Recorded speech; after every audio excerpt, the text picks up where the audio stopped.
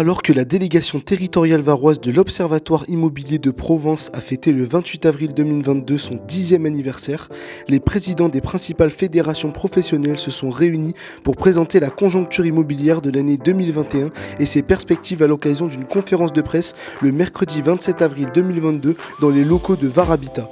Nous nous sommes rendus sur place pour en savoir plus sur les problématiques et solutions proposées par les fédérations pour l'année 2022.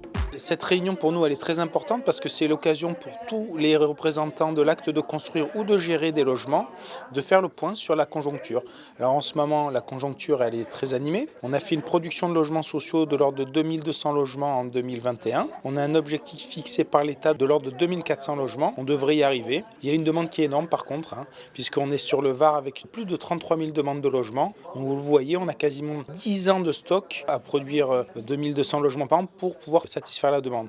Donc c'est un vrai défi, c'est d'autant plus un défi dans un contexte de hausse des prix de la construction et dans le fait qu'on a peu de foncier accessible pour faire du logement social. L'idée c'est de réunir toutes ces fédérations qui bâtissent et construisent les immeubles, les maisons, les logements sociaux que vous avez dans toute la région pour qu'on puisse discuter et dialoguer ensemble, échanger, analyser nos problématiques et comprendre ce qui va bien aujourd'hui et ce qui va plus mal, on va dire. Le logement se porte bien si on en croit la demande en tout cas, où les gens investissent, c'est d'abord dans leur logement, qu'ils y habitent ou qu'ils le louent. Donc de ce point de vue-là, on a une demande qui est très forte. L'effet pervers, c'est que plus vous avez de demandes, plus les prix sont chers. Et ils sont d'autant plus chers qu'aujourd'hui, la crise en Ukraine, mais aussi la suite du Covid, a fait augmenter les coûts de construction. Et également, il faudrait pouvoir bâtir de plus en plus de logements pour répondre à cette demande. Pourquoi ? Parce qu'au-delà même de la population qui progresse, on a un besoin de plus en plus fort de nombre de logements.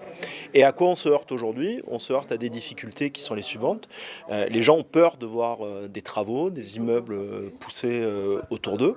On n'a pas toujours la réputation, et à tort, de faire un travail qui est vertueux écologiquement, alors qu'il y a eu énormément de progrès qui sont faits et qu'on est soumis à plein de normes, donc on construit de plus en plus vert. Et si vous voulez, plus on va être capable de produire, plus on va avoir de nouveau des logements à proposer aux plus modestes, les logements sociaux, aux autres, aux familles des cohabitantes que j'ai citées, aux jeunes. Et ça, c'est ce qui va permettre de fluidifier le marché et peut-être d'arrêter donc cette flambée des prix qui, à terme, ne nous permettra pas à tous d'habiter sur ce territoire.